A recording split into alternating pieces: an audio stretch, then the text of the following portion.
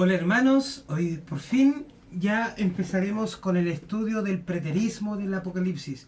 Espero que este capítulo, perdón, este estudio que estamos viendo ahora, esta visión del Apocalipsis, les sirva para comprender algunas cosas sobre esta postura y entender que hay documentación y cosas que apoyan otra creencia y no es la normal que nosotros estamos viendo siempre o la que se nos ha enseñado siempre sobre Apocalipsis.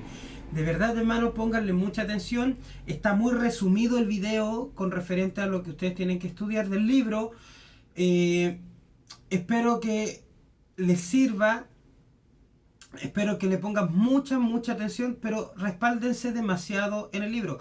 Todo lo que estamos viendo ahora está basado en el libro de los 4 puntos del Apocalipsis. Así que comencemos. Hola hermanos, ¿cómo están?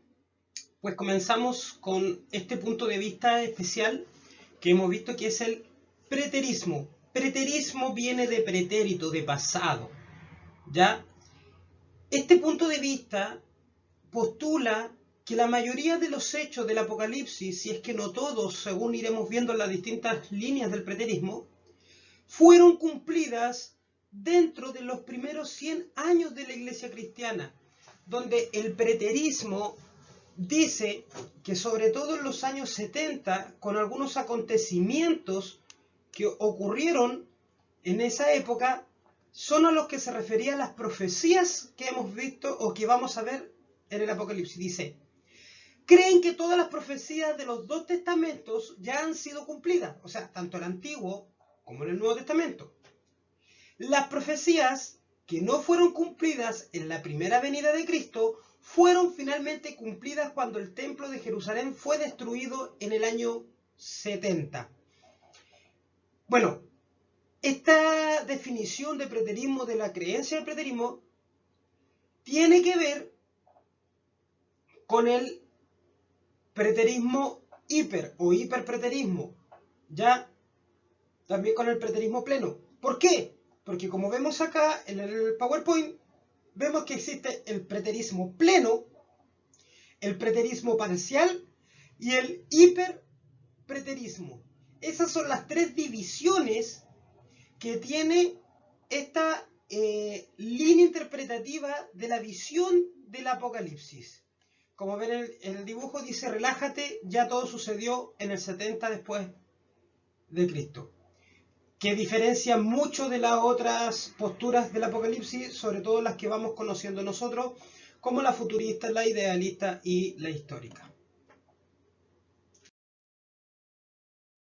Las tres subdivisiones principales del preterismo, como lo habíamos anunciado anteriormente. Tenemos el preterismo pleno. ¿Qué es lo que es el preterismo pleno? Es el preterismo más puro, por decirlo de algún modo, ¿ya? Y se le denomina preterismo pleno para diferenciarlo del preterismo parcial. Este cree que no hay en la Biblia ninguna profecía que quedó sin cumplirse, o sea, están todas cumplidas. Después de los años 70 después de Cristo, ya no hay profecías del Apocalipsis que se tengan que cumplir, están todas cumplidas. Las personas que son adherentes al preterismo pleno son la mayoría de los preteristas.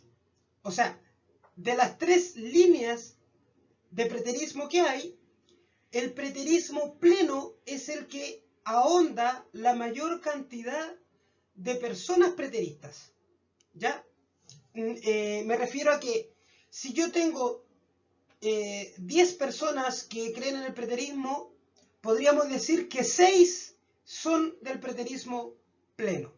Pero también nosotros tenemos otra línea del preterismo que es el preterismo parcial. ¿Qué es lo que dice este preterismo parcial? Cree que la mayoría, no todas, la mayoría de las profecías sí fueron cumplidas con la destrucción del templo en el año 70 después de Cristo, junto con el fin del sistema religioso judío y del antiguo pacto. La destrucción del templo ha sido muy importante para los historiadores preteristas que han anunciado estas situaciones porque dicen que ahí se rompe el pacto antiguo y comienza el nuevo. Y Apocalipsis, que fue escrito en esa época, anunciaba aquello que estamos viendo. Pero la diferencia con el preterismo pleno, ellos creen que todavía queda en el futuro una segunda venida de Cristo, la resurrección y el juicio final. Esos tres puntos el preterismo parcial los rescata. Dice, todas las otras profecías han sido cumplidas. La Biblia fue clara, se cumplió, tenemos registro histórico, podemos demostrarlo sin ningún problema. Aquello a través de la historia, de un montón de documentos que vamos a ver más adelante. Pero lo que no podemos todavía complementar o probar en demasía o 100% es la segunda venida de Cristo, la resurrección de los muertos y el juicio final. El hiperpreterismo es parecido al preterismo pleno, en que cree que todas las profecías ya han sido cumplidas. Pero a pesar de que los preteristas plenos creen que el reino de Dios está presente en la tierra, el hiperpreterista cree que solamente existe en el cielo.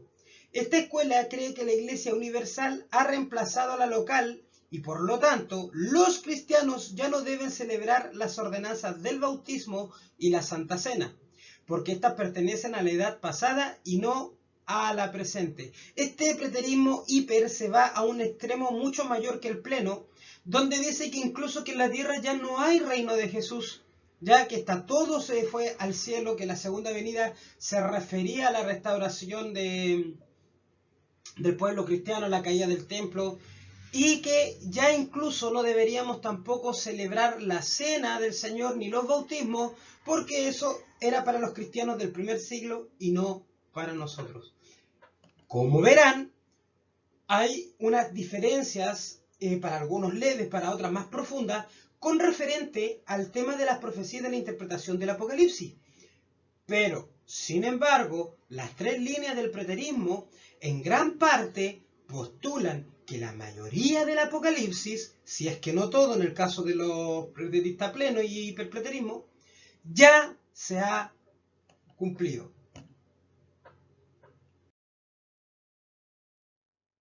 Ahora, veremos una mirada preterista del Apocalipsis. Ya entraremos de lleno a la interpretación del Apocalipsis en sus figuras, en lo que escribe el libro, y de cierta forma también la visión de interpretación, la forma que lo interpretan, cómo ellos, los preteristas, pueden probar su creencia o su forma de interpretación.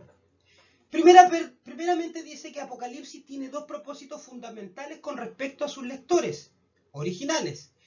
El primero sería que fue diseñado para fortalecer a la iglesia del primer siglo contra la tormenta amenazadora de la persecución. Claro, o sea, el primer punto del Apocalipsis y el más principal para los preteristas de cierta forma es darle ánimo. Es un libro de ánimo, de liviandad, ¿ya? Para poder soportar la presión y la persecución de aquel tiempo. Recordemos que el Imperio Romano hizo devastaciones con el pueblo de Israel, lo veremos en los documentos que los preteristas se basan. La persecución del primer siglo de los cristianos cuando comenzó fue tremenda, miles de millones de cristianos muertos por el solo hecho de creer en Cristo. Entonces, este libro de Apocalipsis ha sido escrito o inspirado con el fin de a esas personas, de aquellos que vivieron esa época, que vivieron esa persecución, sean consolados y cobren el ánimo y la fuerza necesaria para poder seguir adelante. Dice, para fortalecer la iglesia del primer siglo contra la tormenta amenazadora de la persecución, que estaba alcanzando un aumento feroz de proporciones e intensidad anteriormente desconocida. Jamás se había visto que el pueblo judío fuera perseguido o aniquilado, el pueblo cristiano, o un pueblo o una creencia realmente como lo que se estaba viendo en ese tiempo.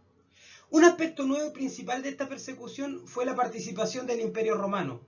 La primera persecución de la Iglesia por Roma fue por Nerón, desde el año 64 después de Cristo hasta el año 68 después de Cristo. ¿Ven? Entonces hay que dar esperanza porque justo en ese periodo estaba pasando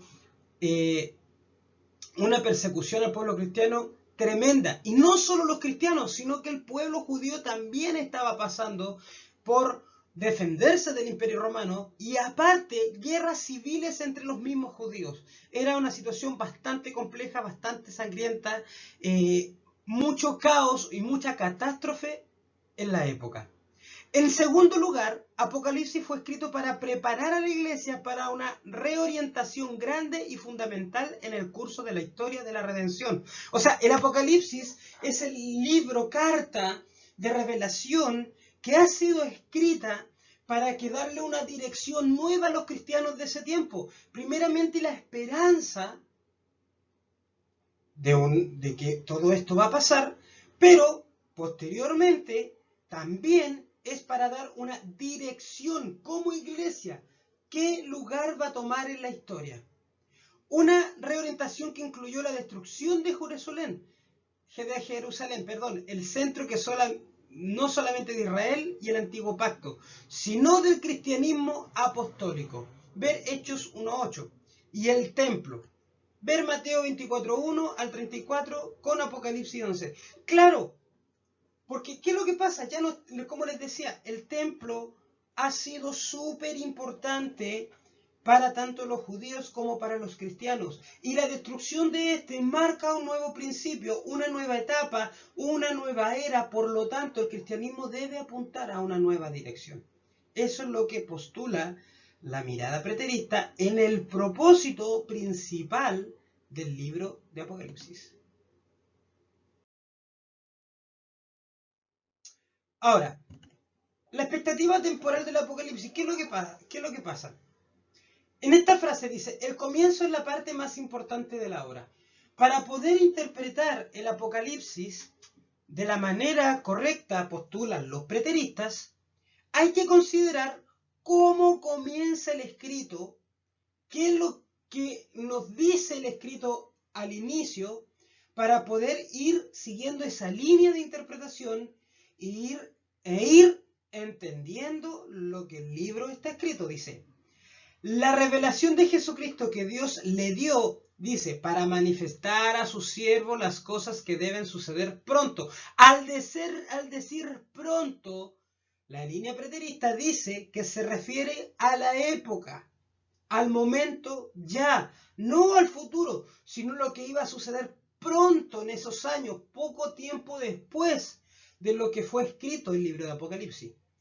Y la declaró enviándola por medio de su ángel a su siervo Juan, que ha dado testimonio de la palabra de Dios y del testimonio de Jesucristo, y de todas las cosas que ha visto. Bienaventurado el que lee, y los que oyen las palabras que esta profecía, y guardan las cosas en ella escritas, porque el tiempo está cerca.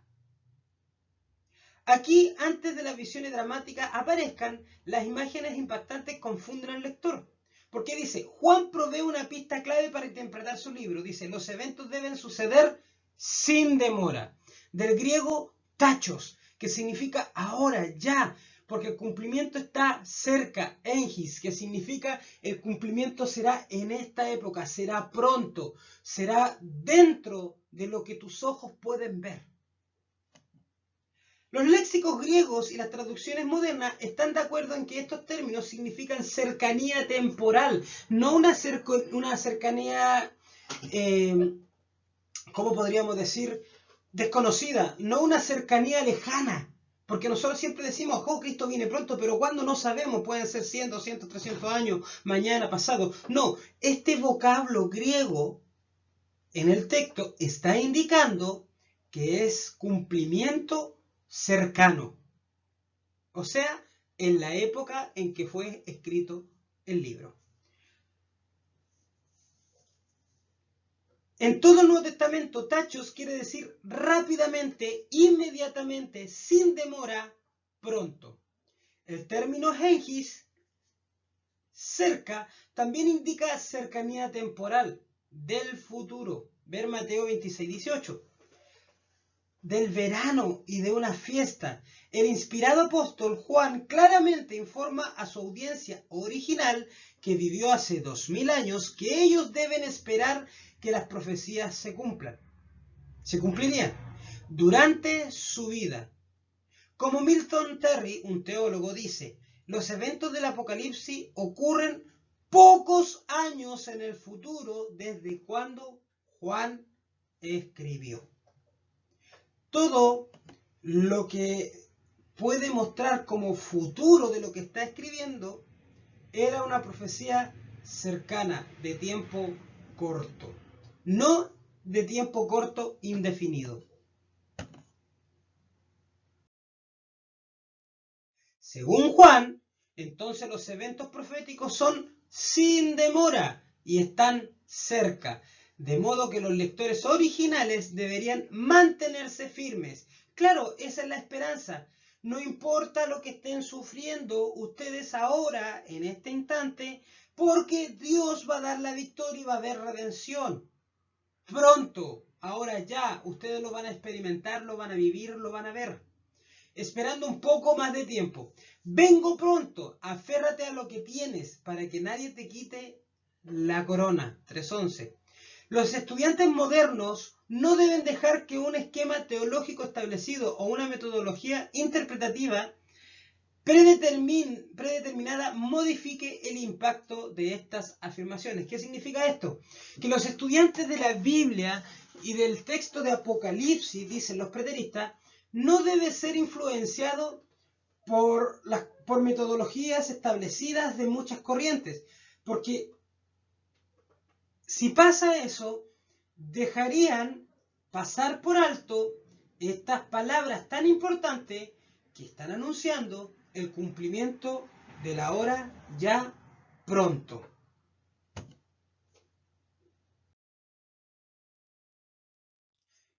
Para los preteristas, el tema del Apocalipsis, ¿qué es lo que dice? ¿Qué espera Juan? Pregunta, ¿qué espera Juan del futuro cercano de sus lectores originales? ¿Qué es lo que está esperando Juan? Juan escribió el Apocalipsis de la visión pensando en 1000 años después, 2000 años después, o pensó en su generación actual, en lo que estaban viviendo con él. ¿Cómo es posible que cualquier evento en el primer siglo pueda corresponder al drama del Apocalipsis? Otra pregunta, sí, claro, ¿cómo puede ser que en el primer siglo todo lo que está escrito ahí ocurra para ellos solamente? Bueno, el enfoque principal de Apocalipsis, aunque no es el único punto, es este.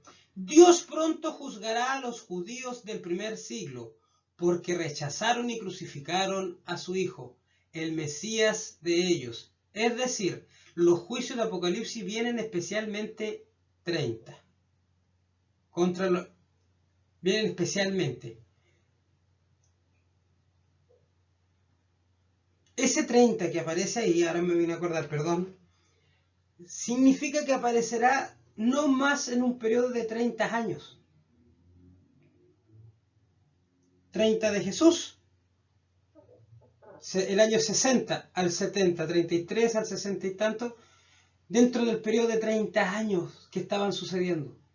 Entonces, fue antes del 70, de la destrucción del templo de Jerusalén. Contra los que gritaron, sea crucificado, su sangre sea sobre nosotros y sobre nuestros hijos.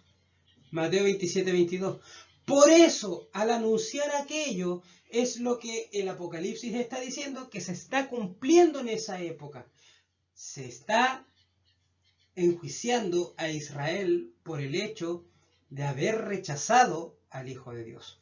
Juan afirma este tema en la introducción en Apocalipsis 1.7, donde dice, inmediatamente después de declarar la cercanía de los eventos, dice, un tema que es indirectamente relevante a las circunstancias del primer siglo. Noten en especial la siguiente introducción literal. Perdón.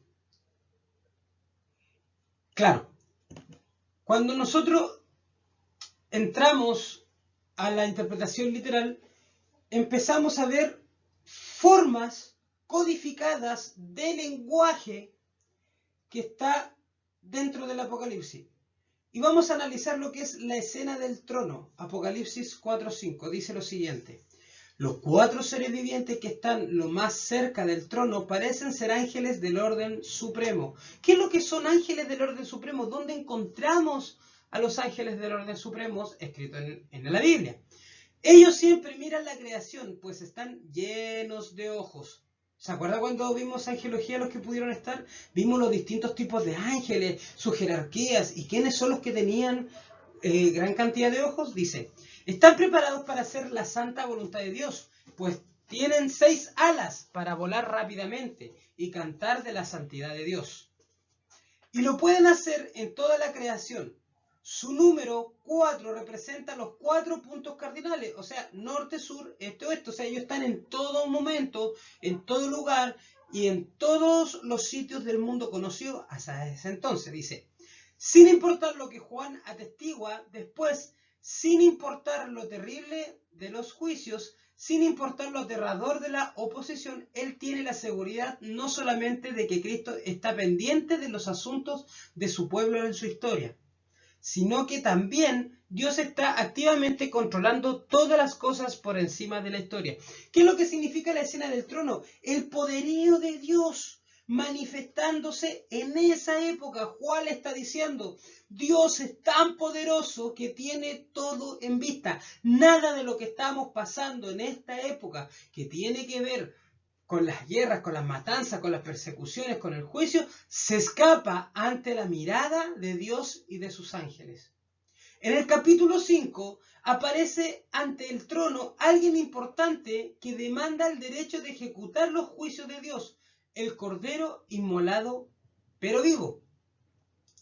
Acá encontramos que el énfasis es directamente con Jesucristo, en la época, en lo que ya pasó. Está hablando de que ese que pide ya ejecutar es Jesús, por ende está hablando de Jesús en la crucifixión, un evento que ya pasó antes de escribir el Apocalipsis.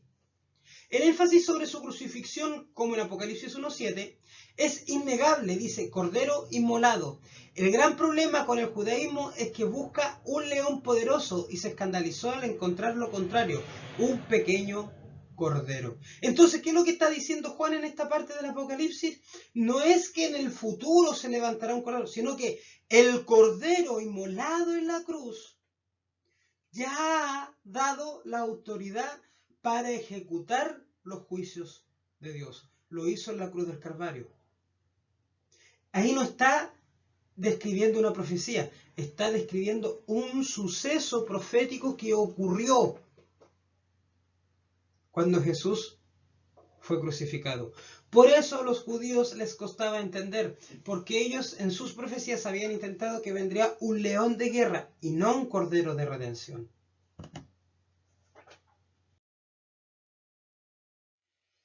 El rollo con los 7 sellos.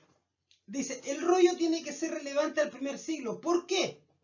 Porque el tiempo está cerca. Acuérdense lo que dijimos antes. El tiempo está cerca. El rollo tiene que ser algo a la época.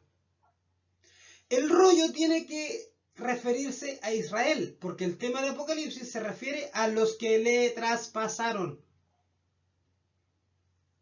¿Se entiende? A quienes lo juzgaron, a quienes lo rechazaron. El rollo debe corresponder al Antiguo Testamento, porque como describe correctamente Robert Thomas, otro teólogo, dice, la influencia del Antiguo Testamento sobre el Apocalipsis es amplia. Toma muchas figuras del Antiguo Testamento, toma pasajes del Antiguo Testamento, profecías del Antiguo Testamento repetidas en el mensaje de Apocalipsis y nuevamente reinterpretadas para la época. El rollo debe ser consciente con la estructura de Apocalipsis, porque es un libro con una organización compleja, con toda la serie de números y las imágenes que aparecen muchas veces. Sí, al ser literatura apocalíptica, tiene un formato, 7 copas, 7 sellos, 7 iglesias, ¿me entiende? Hay un formato, hay una forma, una línea de escritura que sigue pareja, no cambia. Y es muy parecido a lo que dice en Ezequiel. Ezequiel 1 dice, el profeta vio 4 seres vivientes con alas, muy similares a las que ve Juan. ¿Se da cuenta cómo hace relación el Antiguo Testamento con Apocalipsis? Cerca de los seres vivientes, Ezequiel vio un mar de cristal y un trono glorioso con un arco iris arriba, otra vez muy similar a lo que ve Juan. Leemos. Entonces miré y vi que una mano con un rollo escrito se extendía hacia mí. La mano abrió ante mis ojos el rollo, el cual estaba escrito por ambos lados, y tenía lamentos, gemidos y amenazas. Esto nos recuerda la experiencia de Juan. Y vi en la mano derecha del que estaba sentado en el trono un libro escrito por dentro y por fuera, sellado con 7 sellos.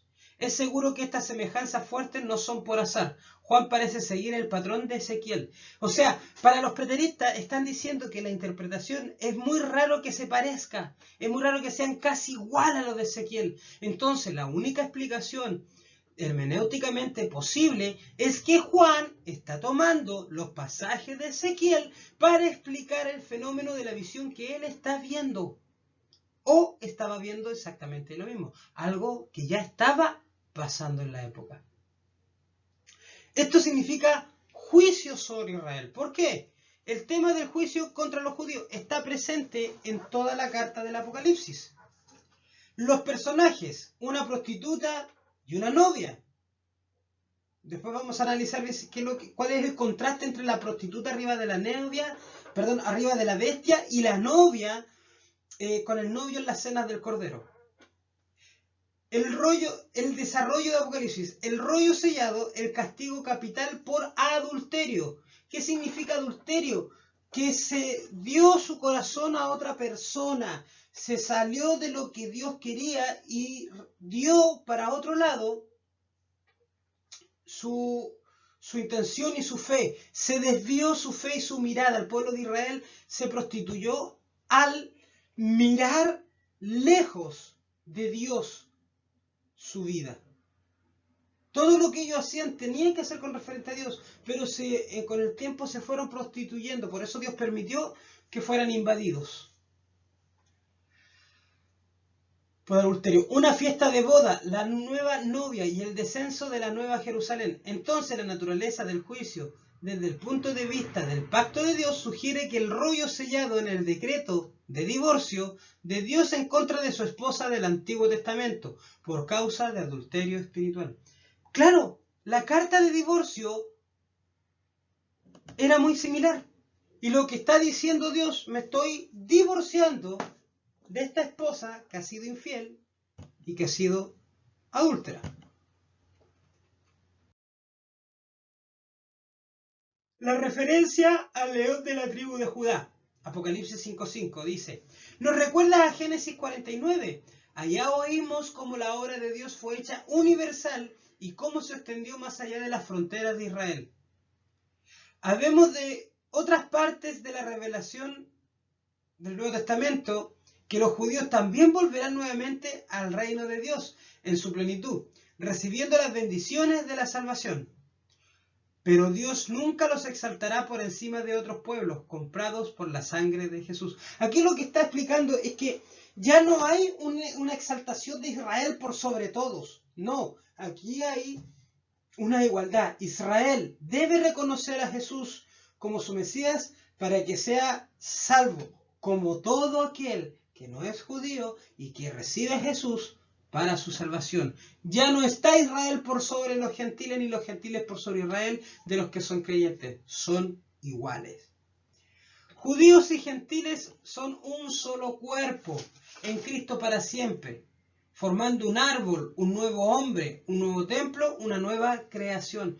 Es una unión nueva el cristianismo con el judaísmo. Es una unión que forma una nueva familia.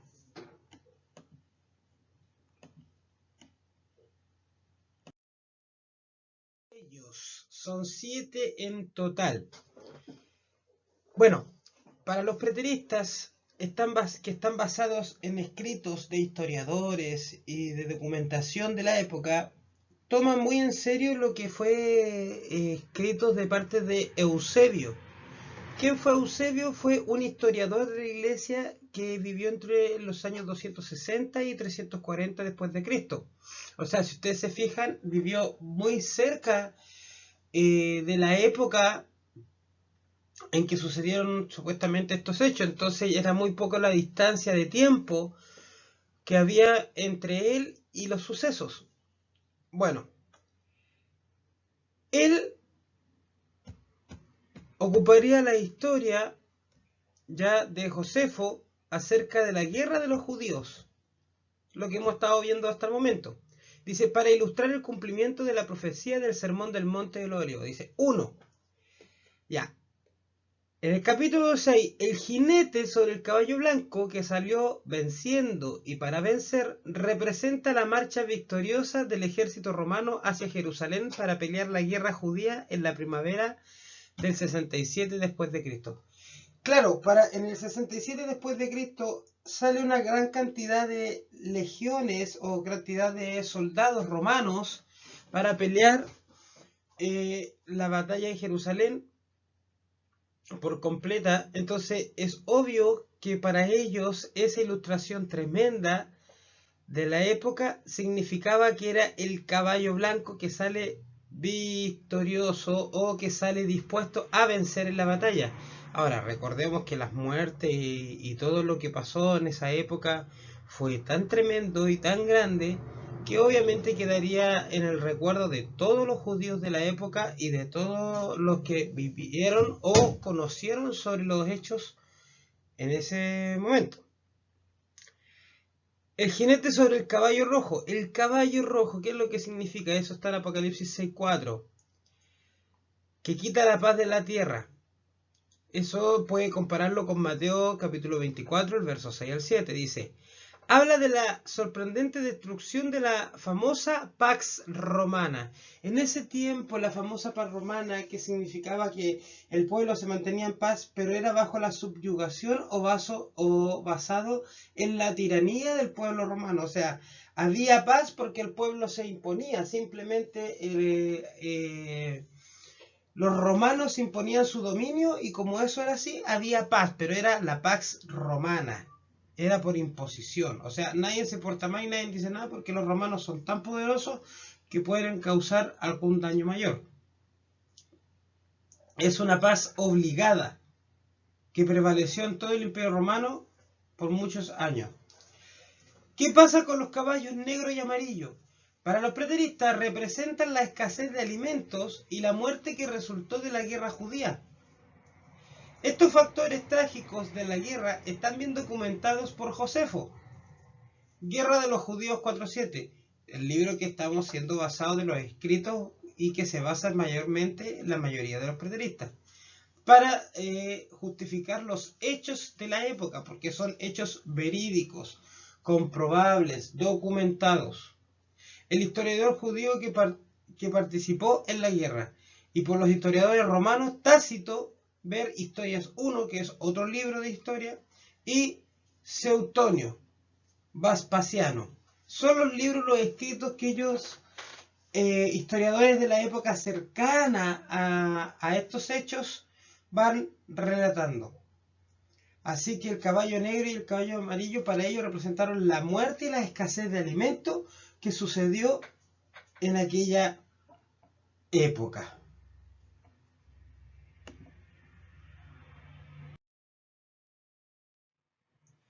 Vamos a ver el quinto sello. Vemos a los mártires clamando por la venganza, la vindicación de los mártires, la venganza. ¿Qué es esto? Bueno, el quinto sello para los preteristas simplemente representa a todos aquellos que han fallecido en las guerras, en las batallas de la época y que lo que están pidiendo o lo que simbólicamente se pide es que haya redención, es que haya venganza, es que su sangre no haya corrido en vano, porque las matanzas de la época fueron tan grandes, hermanos queridos, fueron tan grandes que de verdad se dice que es una época que se extraña que la mayoría de los pueblos no se hayan extinguido por la cantidad de matanza que hubo. El sexto sello dice: las imágenes y el estilo de la literatura apocalíptica del Antiguo Testamento están apropiadamente usados. Sol, luna, estrellas, el cielo mismo, la crisis de la época, ¿cierto? Relámpagos, terremotos. Si alguien insiste en una interpretación literal de tales imágenes, trae a la profecía burla y desprecio. Eso lo dice según Milton Terry. Claro, porque lo que está pasando o lo que se está describiendo, ya con todo lo que es de la época, para los preteristas son pruebas fervientes de lo que se está hablando, es de los acontecimientos que los judíos pasaron, que los cristianos pasaron en esa época también. Dice: entonces la hambruna aumentó y progresó y devoró el pueblo por casas enteras y familias. Los aposentos altos se llenaban de mujeres y niños que morían de hambre. Las calles de la ciudad se llenaban de cuerpos de ancianos que habían muerto. Los niños y los jóvenes también andaban alrededor de las plazas como sombras, todos hinchados por el hambre. Eso dice en Guerras 5, 12, 13 de Flavio Josefo. O sea, como ustedes indican, o como ustedes se pueden dar cuenta, la época, todo lo que estaba ocurriendo fue tan horrible que de verdad para ellos era un apocalipsis, de verdad para ellos era un acabo de mundo. La muerte, las persecuciones y la forma de describirlo estaban en este simbolismo que es propio de la apocalíptica.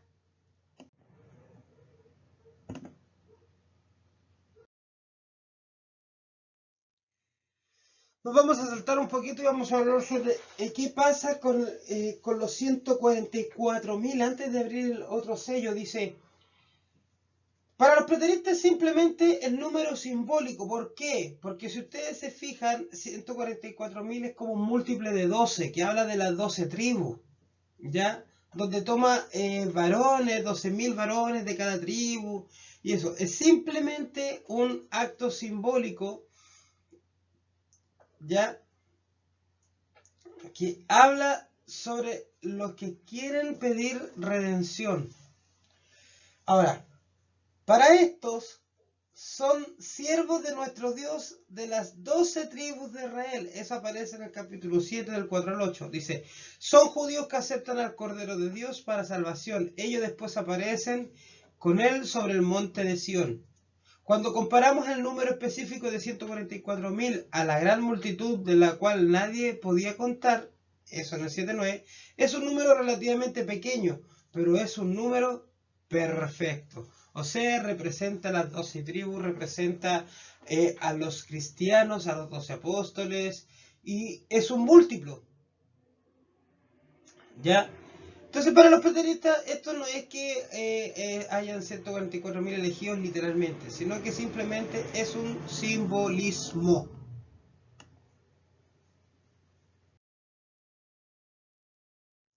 Las 7 trompetas, el Apocalipsis capítulo 8 al capítulo 9 dice: si consultamos el relato de la guerra de los judíos de Josefos, un testigo ocular, descubriremos correspondencias notables con las imágenes de Apocalipsis. Claro, vuelvo a insistir, se ha tomado tanto a Josefo, porque fue un historiador que vivió la época y que describe los hechos, que llama la atención la similitud o cómo calza perfecto lo que dicen acá Apocalipsis con la situación de lo que vivieron ellos en esa época. Truenos y voces y relámpagos y un terremoto. La quinta trompeta dice: ninguna otra ciudad ha sufrido tales tormentos, ni tampoco ninguna época ha criado una generación que manifestaba más perversidad que esta desde el comienzo de la creación. Mire lo que describe Josefo, el sufrimiento de lo que pasó en esa época. Eso es en Guerras capítulo 5, ¿ya? Página 10, párrafo 5. La destrucción de naves y la conversión de agua de sangre nos recuerda las batallas sobre varios mares alrededor de Israel. Claro, lo que pasa que en esa época, cuando hubo batallas alrededor de Israel, cuando hubo batallas en el mar, cuando hubo batallas ahí, se teñía de sangre las aguas. se teñían de sangre. Entonces, también hay una parte, uno de los simbolismos, una de las figuras que aparece es las aguas que estaban rojas con sangre. Como les digo, la matanza y las guerras eran tan crueles en esa época, o la persecución fue tan horrible de parte de los romanos, que de verdad fue un caos la persecución que ellos vivieron. Josefo registra una escena en la cual los judíos construyeron un gran número de naves y se volvieron piratas en el mar cerca de Siria, Fenicia y Egipto, e hicieron aquellas aguas inavegables para todos. Como para los preteristas, dice que todo esto parece indicar fuertemente una influencia demoníaca. Seguramente esto cumple la parábola y profecía de Cristo sobre esta generación del primer siglo, que se había negado a creer en él. Muchos de los judíos desearon morir, pero sufrieron largamente. Pareciera que lo que estaban sufriendo el pueblo judío en la época, pareciera que fuera el castigo por haber crucificado y haber rechazado a Jesús. Pero como les vuelvo a decir, como ustedes lo pueden ver, el preterismo postula que todo aquello lo que nosotros podemos encontrar en el simbolismo ahora en el capítulo 8 y 9 está en la época de lo que está viviendo el autor del libro de Apocalipsis.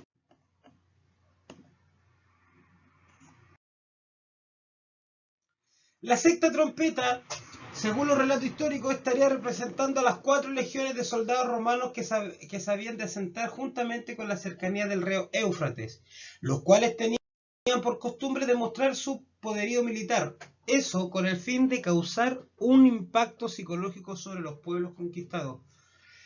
Ahora, imagínense, 4 legiones de romanos, legiones, o sea, una cantidad de soldados impresionante con sus cascos, con su armadura, con sus caballos, hacían desfiles, hacían galas, se mostraban para demostrar y amedrentar a los pueblos que estaban en esa época para poder pelear la batalla de Jerusalén.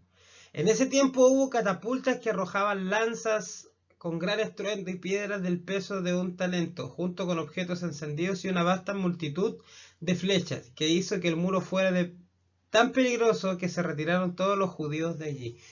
Otro relato histórico del libro de guerras que podría explicar lo que significa la sexta trompeta, qué es lo que está graficando, qué es lo que quiere decir en el capítulo de Apocalipsis.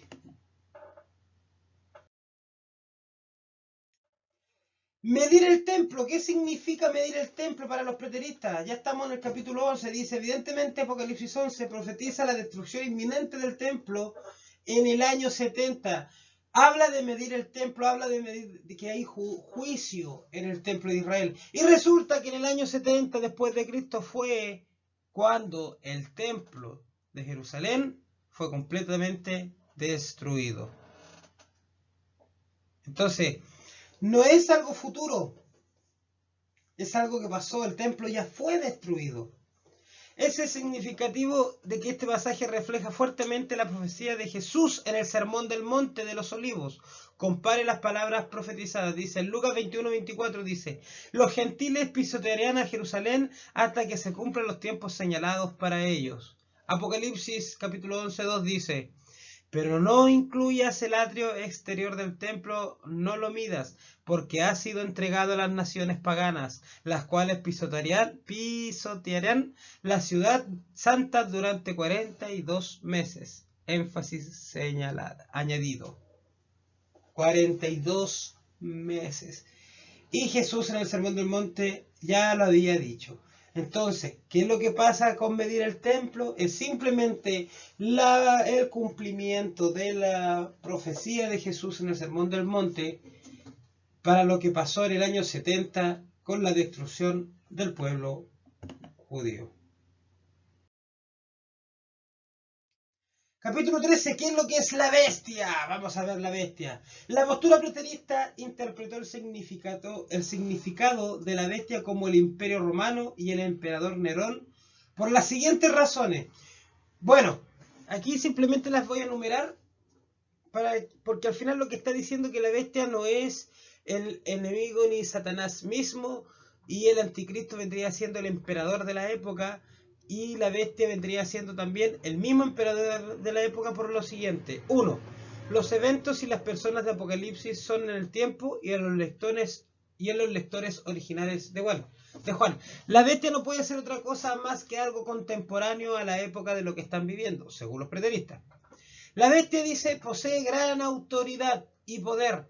Roma fue el imperio más grande y poderoso de los imperios del mundo antiguo y tenía el poder cuando Juan escribió Apocalipsis. No hay más poder en la época que la del Imperio Romano. Y obviamente, ¿quién era el que tenía ese poder? Era el emperador de la época.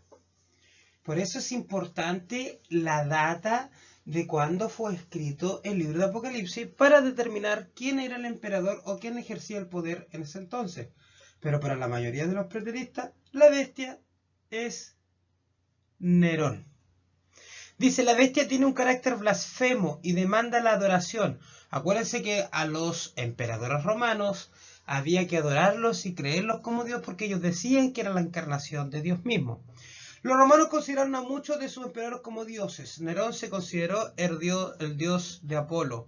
4. Según el capítulo 13:8 dice, el número del nombre de la bestia iguala a 666. El número 666. Que todos hemos visto en películas, que todos hemos visto que aparece el anticristo, que es el número de todo lo que representa la maldad para Satanás. Bueno, dice, no es una serie de 6 individuales. Para el mundo antiguo, antes de la invención de los números arábicos, ya los que tenemos nosotros, los alfabetos sirvieron como sistema de enumeración. ¿Qué quiere decir esto? Que cada número tenía una letra. Y como varios eruditos notan, la manera de deletrear Nerón, César en el primer siglo era NRWN o QSR. ¿Ya? Y esto, si lo traducían a números de la época, daba 666. Eso está en todos los escritos y en la forma del lenguaje de la época. Entonces el 666 describía simplemente a Nerón César. 5. El ángel claramente informa a Juan que la interpretación de las 7 cabezas se refiere a 7 montes. Los 7 montes obviamente se refieren a Roma, bien conocida por los primeros lectores de Apocalipsis como el centro del reino imperial, lo que serían los 7 Césares de Roma, que fueron desde Julio, Augusto, Tiberio, Gallo, Claudio, Nerón y Galba. Para entonces 5 había caído a la época. Entonces los 7 montes simbolizaban a los 7 emperadores romanos que el pueblo judío conocía hasta entonces.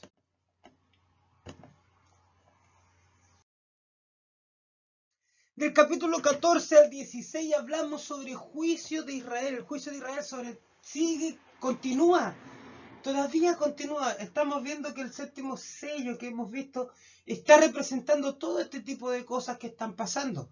No era uno solo o específico, se abrió el sello y simbolizó esto como los anteriores, sino que es una seguidilla de sucesos. Pero todo es para enjuiciar a Israel. Dice, esta profecía se refiere al enorme derramamiento de sangre en Israel durante la guerra judía.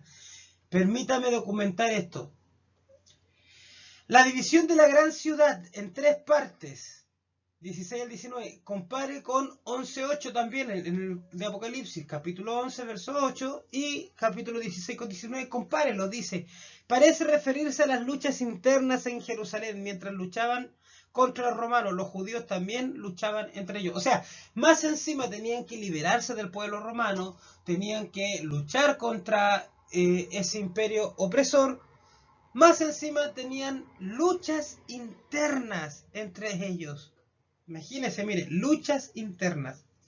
La distancia del torrente de sangre es de 1664 estadios, que es aproximadamente la largura de la provincia romana de Israel. El itinerario de Antonio de Piacenza registra que la longitud de Palestina como 1664 estadios. Esto es aproximadamente 300 kilómetros. Esta profecía se refiere al enorme derramamiento de sangre en Israel durante la guerra judía. Imagínense, equivalía... Impresionante, de verdad. 300 kilómetros de muerte, 300 kilómetros de sangre, o sea, por donde usted caminara, veía cadáveres, veía derramamiento de sangre, veía sufrimiento. Por eso el juicio, todo lo que aparece en el capítulo 14 al capítulo 16, tiene que ver con el juicio a Israel. La prostituta y la bestia. Mire qué interesante el tema. Jerusalén la prostituta, sus sacerdotes, sus reyes, el templo. Jerusalén mataba a los profetas y rechazaba el mensaje de Cristo. Israel siempre ha sido considerada que se prostituyó. ¿En qué sentido se prostituyó? Que vendió su fe, se entregó a los ídolos paganos, dejó que el pueblo romano hiciera lo que quisiera. Dice Jerusalén sobre la bestia, hace el paralelismo, como Roma, la cual pone esta ciudad corrompida al mismo nivel que la imperial. O sea, dice que haya una dama, una prostituta encima de la bestia significa que Jerusalén está por sobre el emperador romano, pero en la misma categoría de perversión, de haber entregado su corazón a la idolatría, de haber vendido su fe y todo lo que simboliza aquello en la época.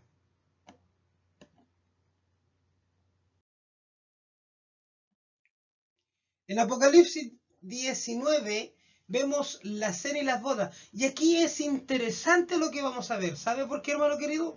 Porque si bien primeramente en los capítulos anteriores, 17 y 18, habla de Israel como la prostituta y de que Israel prácticamente vendió su fe, aquí hablamos de la restitución. Y aquí hay un tema muy importante. Los preteristas y la mayoría de los eruditos dicen que esto simboliza perfectamente la redención, de cómo hay una reconciliación entre Israel a través de Jesucristo con Dios. En Apocalipsis 19 dice Juan, une 4 factores importantes y necesarios para el desarrollo de la conclusión gloriosa y llena de la esperanza hacia el cual él ahora avanza rápidamente. Dice, en conexión con los preparativos para la fiesta de las bodas, el novio aparece. En verdad, el divorcio y castigo capital de su esposa prostituta adúltera provee la justificación para esta celebración y el nuevo matrimonio. Jesús vino a restaurar para que haya un nuevo matrimonio. La lección de Apocalipsis ahora se hace clara. Cristo aparece gloriosamente como un guerrero novio, castigando a la infiel Jerusalén y tomando una nueva novia. O sea, castiga a la ramera Jerusalén y toma una novia nueva, que es la iglesia de Cristo.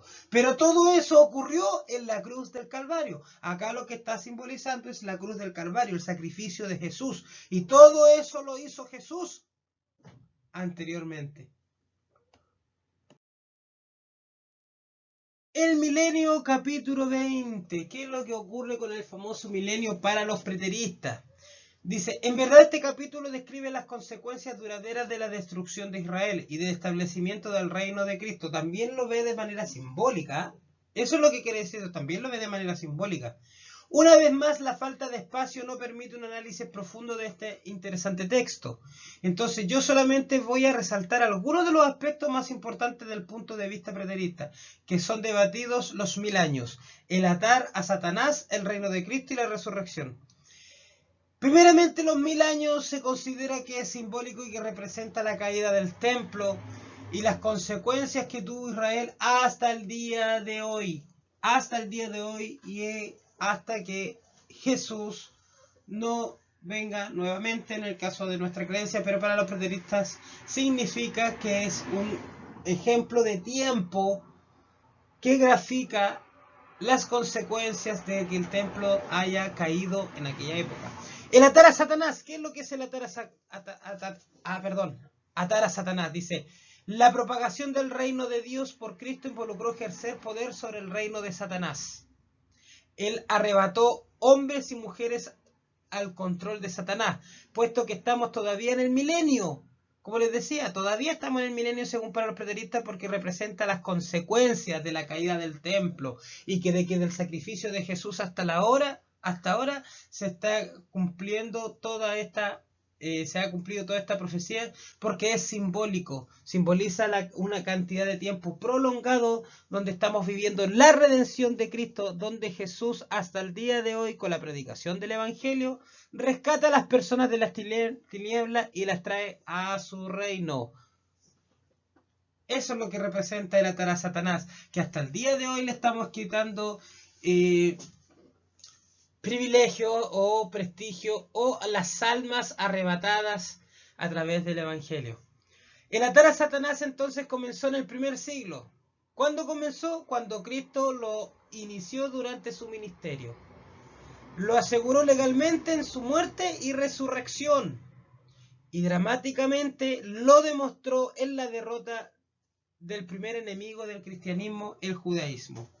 La derrota de Jerusalén es significativa porque la resistencia satánica al reino de Cristo primeramente vino de la persecución judía contra Cristo y el cristianismo de la época. Entonces, ¿dónde se inicia el milenio? Del ministerio de Jesús hasta ahora. El reino de Cristo. Dice, Cristo afirmó ser rey mientras estuvo acá en la tierra, y Dios lo hizo sentar en el trono como rey después de su resurrección y ascensión. Desde su resurrección, Cristo tiene toda autoridad en el cielo y sobre la tierra, pues Él está a la diestra de Dios, gobernando sobre su reino. Como resultado, los cristianos del primer siglo le proclamaron rey, y nuevos convertidos entraron en el reino de Dios y siguen entrando y seguirán entrando hasta que el mundo se acabe. La resurrección para Apocalipsis 20 dice, asocia dos resurrecciones con el reino milenial de Cristo. Una resurrección es la espiritual y presente y la otra es física y futura. ¿Pero a qué se refiere? Vamos a verlo. Dice, la primera resurrección es la salvación. Imagínense, la primera resurrección es la salvación, porque dice que nosotros estábamos muertos en delitos y pecados, y que Jesús nos da la vida eterna, y Jesús nos resucita. Entonces vamos a ver cómo dice, note cómo Juan, el autor de Apocalipsis, registraba antes las instrucciones de Cristo, en el cual el Señor compara la resurrección espiritual que resulta en la presente salvación con la resurrección física para el destino eterno. La segunda resurrección es la segunda mencionada en Juan, capítulo 5, 28 al 29, es la resurrección física de los sepulcros. ¿Y cuándo ocurrirá eso? Cuando acabe el mundo. Para los preteristas. Es lo único como profético futuro porque no ha ocurrido todavía. Pero también tiene que ver con cuando nosotros fallecemos y seremos levantados. Pero no habla así de como veremos más adelante el dispensacionalista, que Cristo viene, que hay un arrebatamiento y cosas por el estilo. En Apocalipsis 20, del 7 al 15 dice, se atestigua la segunda venida y juicio final, pero porque esto está tan lejos del día de Juan, él solamente lo menciona brevemente. Eso es importante. Los protestantes creen que esto es verídico, que Jesús va a venir, pero en el capítulo, si ustedes se fijan, lo nombra brevemente. No es algo cercano para Juan, no es algo que vaya a pasar en el momento ya. En el mismo texto da la sensación de que va a ser futuro en un momento tan lejano, pero tan lejano a la época de Juan, que no le dio mayor importancia.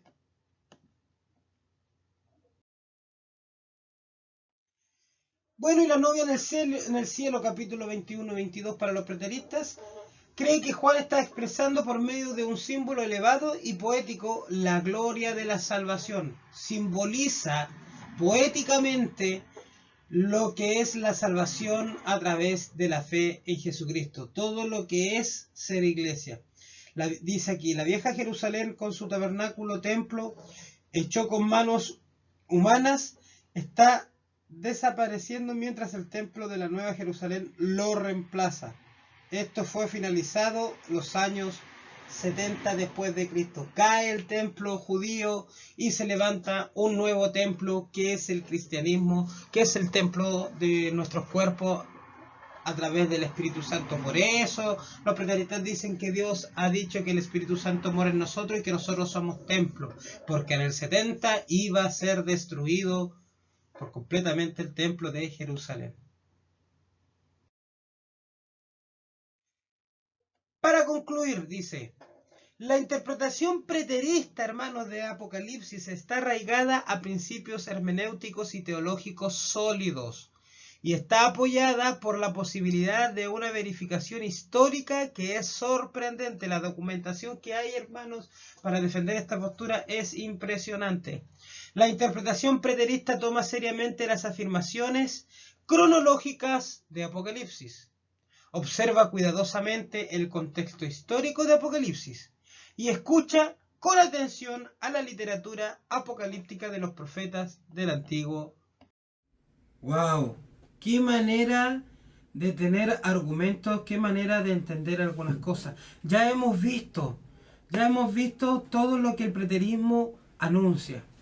Así que, hermanos queridos, hermanos amados, Dios esté con ustedes en cada momento. Como verán, el preterismo tiene mucho argumento histórico porque tiene mucho documento histórico que lo avala o que ellos se sustentan. Hace una aplicación hermenéutica de la interpretación del Apocalipsis un poco exhaustiva. Trata de entender el texto en el contexto en que fue escrito.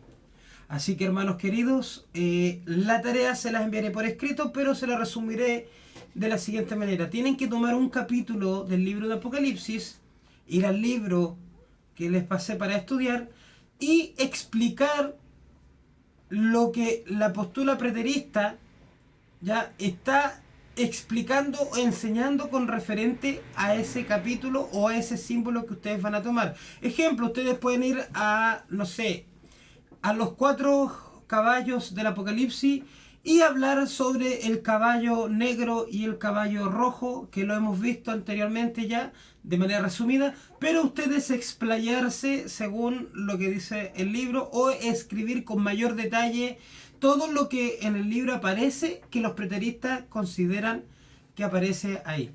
Se las daré por escrito de todas maneras para que no se olviden de la tarea, del trabajo. Espero que por favor se esfuercen en leer más el libro, está muy bueno.